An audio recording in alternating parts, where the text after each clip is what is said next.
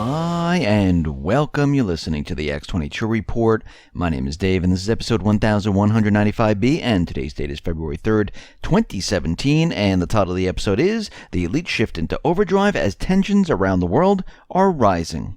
Let's get into the economic collapse, political and geopolitical news. Now, the corporate media, they are out there, and they are continually producing polls about Trump. And we know during the election, they were producing the polls that, Trump and Hillary, they were neck and neck, and Trump was losing. He'll never make it. And most of it was completely fake. A lot of the polls were oversampled, and they were manipulated to fit their narrative.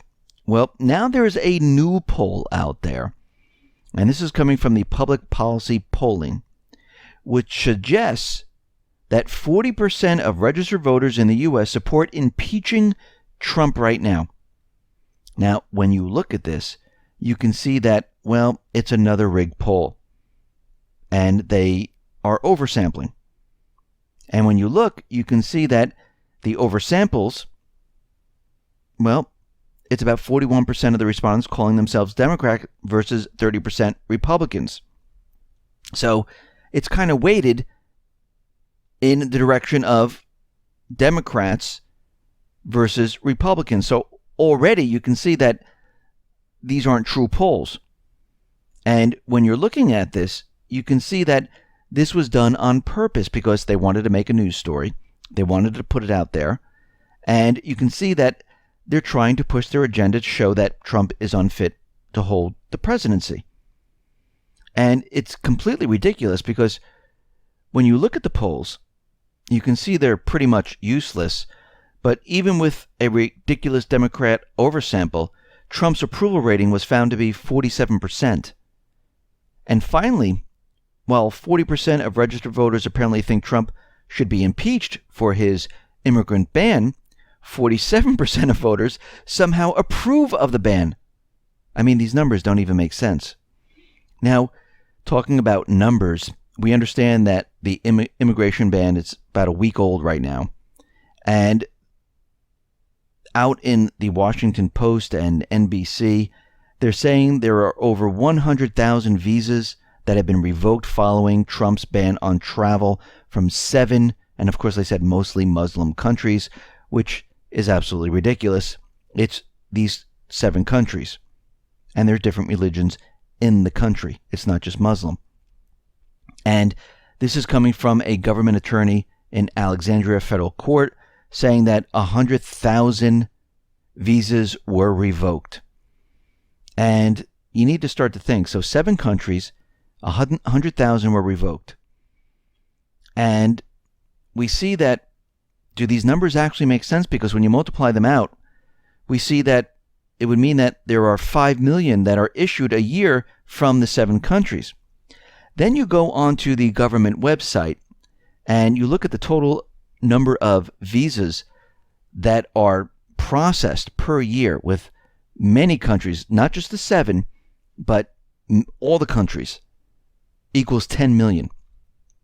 Then when you break it down into each country, you can see over the year of 2016, of course they don't have the data for 2017, for the year 2016, like countries like Lebanon, there was like 2,000 or something like that.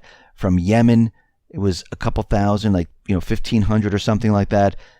The numbers are very low because when you look at the entire sheet of all these numbers, each country might add up to about maybe 16,000 visas that are processed. Now, of course, they're saying these are revoked due to Trump. Now, the question is, where are they getting these numbers? Because when you look at the government website and you look from the year of 2016, this doesn't make any sense. Something's out of whack here. Now, where are they getting these numbers? Well, most of the time they make them up. Because if you go to the year previous, it doesn't support what they're saying. And that means there's 5 million people a year that are coming from the 7 countries when we look at the spreadsheet with 40, 60, 70 countries, we're looking at 10 million people total over the year in 2016. So something doesn't work here. And we can see that the corporate media is continually pushing fake news all over the place. Yesterday, we talked about how Trump was on the phone with the Mexican president, and of course, the Associated Press and CNN, they quoted him as saying that, we're going to send U.S. troops to stop the bad hombres down there. And they cited that they had an excerpt from transcripts. Well, the official transcript of the phone call said something completely different. And according to the excerpt, it said the following: that Trump made an offer to help Peña Nieto with the drug cartels. And then Jake Tapper took it and kind of rewrote it into this whole thing about setting troops down and invading Mexico because of the bad hombres. And we can see right now, this is not what he was saying. He was saying if Mexico needs help with the drug cartels, Trump would send troops to help. That's it. But again, they like to spin everything. The New York Times, the story that cooked up non-existent presidential executive order reinstating the CIA black sites, that turned out to be completely false. The news that Trump had moved the bust of Martin Luther King out of the Oval Office, that was fake. Politico's allegation that Treasury Secretary Steve Mnuchin foreclosed on a home of an elderly widow for 27 cents, that was wrong. And we can see right now that all these stories, they're made up. Even the story that the Russian bank was directly connected to the Trump campaign via computer, presumably in order to transmit Putin's cash and orders directly to his puppet, well, that was debunked. And this is what happened here. Trump's hotel server, which according to the records from DNS provider, which is a directory naming service, made repeated contacts with Alpha Bank, a financial outfit tied to the Kremlin. But security researcher Robert Graham destroys the theory, revealing that the server belongs to some affiliate marketing company that appears to be sending spam to people affiliated with Alpha Bank. And executives from the bank likely stayed at one of Trump's properties at some point, resulting in the spam messages. So we can see these stories that the corporate media is coming out with, most of them, actually the majority of them, are completely fake. They're spinning everything. And there's a huge war going on between the opposition and the administration of Trump.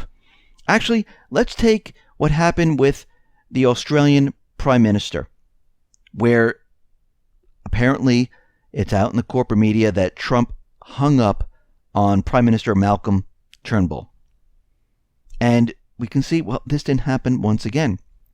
Trump on Friday thanked Australian Prime Minister Malcolm Turnbull for telling the truth after the news said that the call was heated, that Trump hung up.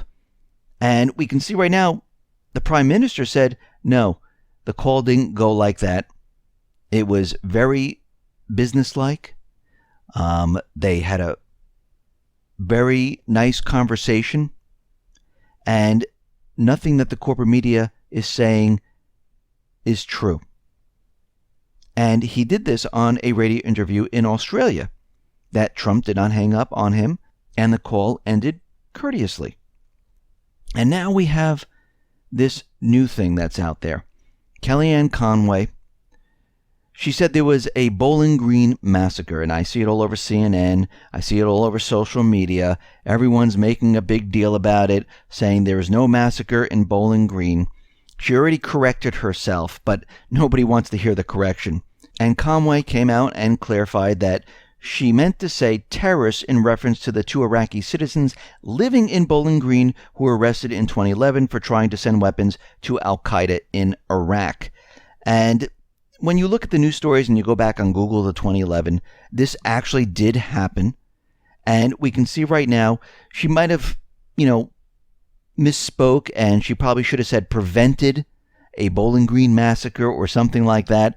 But we can see that whatever the administration of Trump does now, they're going to have to be very, very careful and make sure that they look at the information and really analyze what they're saying, because we can see right now that the corporate media is out there and they are just nitpicking at every little thing. I mean, think about when Obama was president, there'll be no boots on the ground. Well, we have boots on the ground in Iraq, in Syria, in Libya, in Yemen. I mean, that was a lie. The Affordable Care Act. Everything's going to be very affordable. Premiums are not going to rise. Well, they've gone up quite a bit. You can keep your doctor. Millions of people lost their doctor. I mean, if you really think about all of this, they didn't do anything with him. They didn't call him out on every little thing. But he actually lied and did something else. This is not what this is. And actually, Chelsea Clinton came out and said, hey, Kellyanne Conway, get your facts straight. There was no massacre in the Bowling Green in Kentucky. And then Conway shot back and said, I wouldn't be talking about lies because your mother lied about being under sniper fire in Bosnia in 1996. So here we see there's a huge battle going on. The corporate media is out there trying to show that they're not fake news, and they're doing whatever they possibly can to take everything off of them and put it on the administration. Now, a UN official came out and actually gave the real reason for the global warming agenda. And this was a shocking statement that was made by a United Nations official, Christiana Figueres, at a news conference in Brussels. Figueres admitted that the global warming conspiracy, set by the UN's Framework Convention on Climate Change, of which she is the executive secretary, has a goal not of environmental activists, is not to save the world from ecological calamity, but to destroy capitalism. This is the first time in history of mankind that we are setting ourselves the task of intentionally, within a defined period of time, to change the economic development model that has been reigning for at least 150 years. Since the Industrial Revolution, she said. And she even restated that goal, ensuring that this was not a mistake. And we know that many individuals have been profiting off of this global warming hoax. And we can see that these are different hidden agendas associated with global warming. There's the carbon tax, where there's many individuals getting very wealthy from that. There's control. There's reduced population that they want to do. And we can see right now, going back over time, scientists have told us many things about global warming. I mean, if we go back to 1970, we see that they told us something completely different. That in 1970, we'll be in an ice age by 2000. Then they told us in 1976, global cooling will cause a world war by 2000.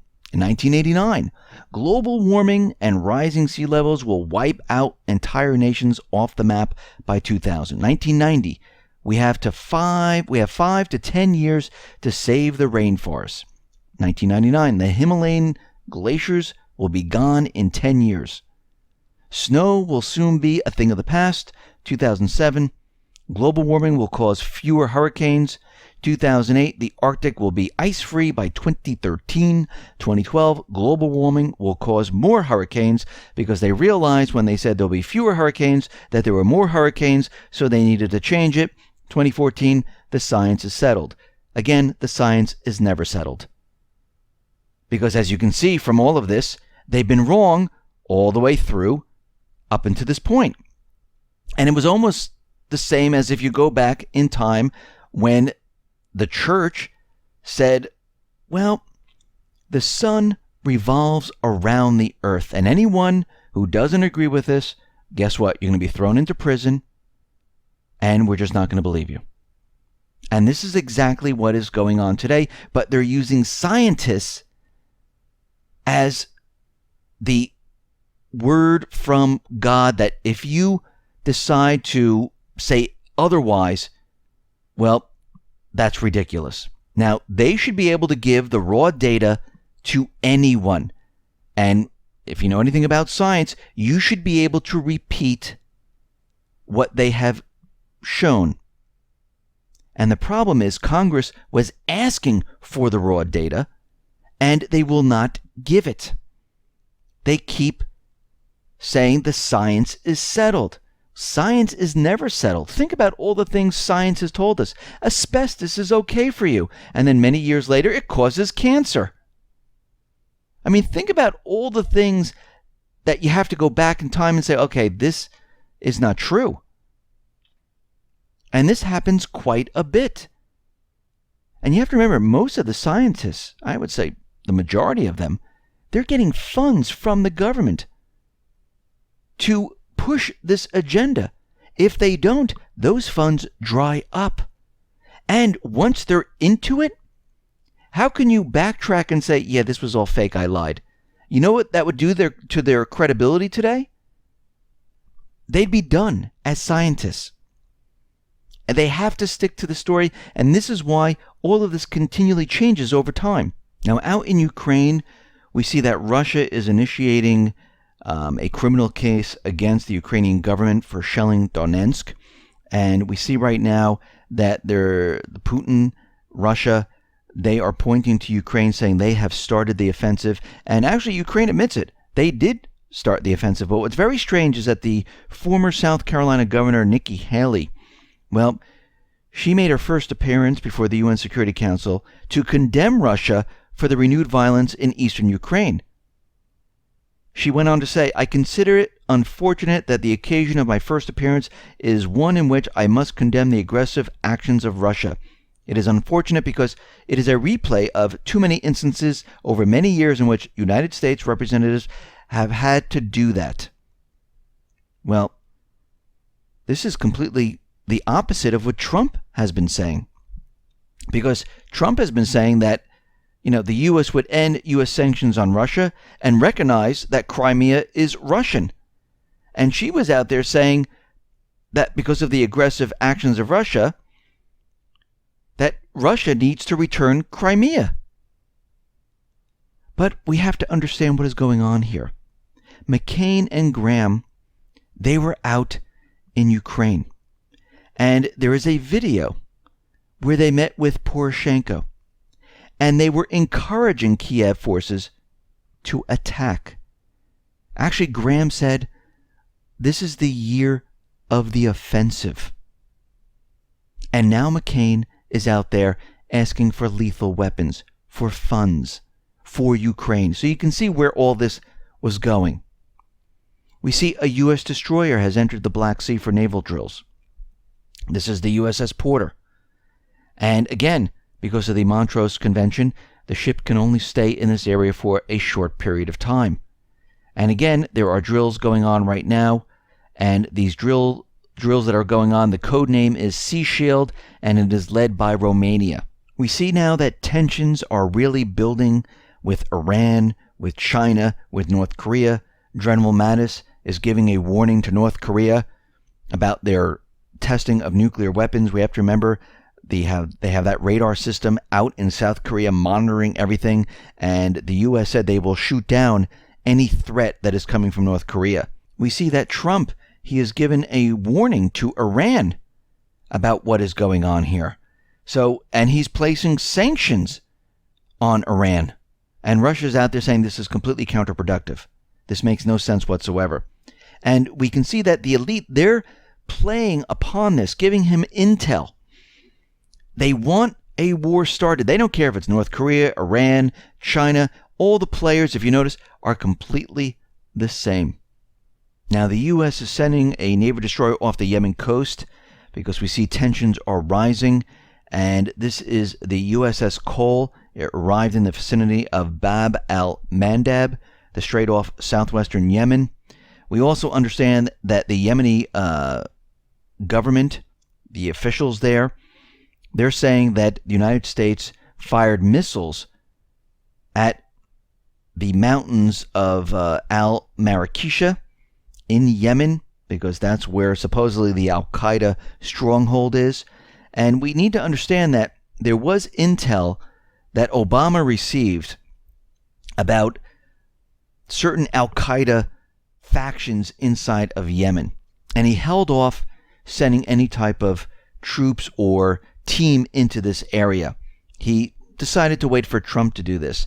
And now we're getting evidence that al-Qaeda was tipped off before the SEALs got there. And the source claims it was very clear that the fighters knew that the Americans were coming. Now, Obama already knew this information. And we know that the elite, the neocons, the central bank, they've been supporting al-Qaeda, the Islamic State, al-Nusra, al-Sham. Now the question is, who tipped them off? Because we know right now that Trump was sending in the troops on this intel, and someone else had the intel which notified al-Qaeda. And it reminds me of Syria, when the U.S. was about to bomb in a certain area and told the Islamic State to clear out of the area.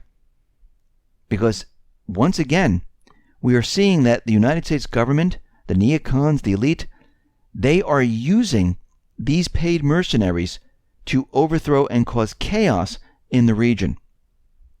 And we can see right now, tensions are building around the world. The elite, they are pushing very forcefully to get war started in all of these areas. And again, they don't care where it gets started. They don't care how it's done, as long as it looks like the other country, Iran, Syria, North Korea, China, Russia, they started it. As long as it looks like those countries started it, we are off to war.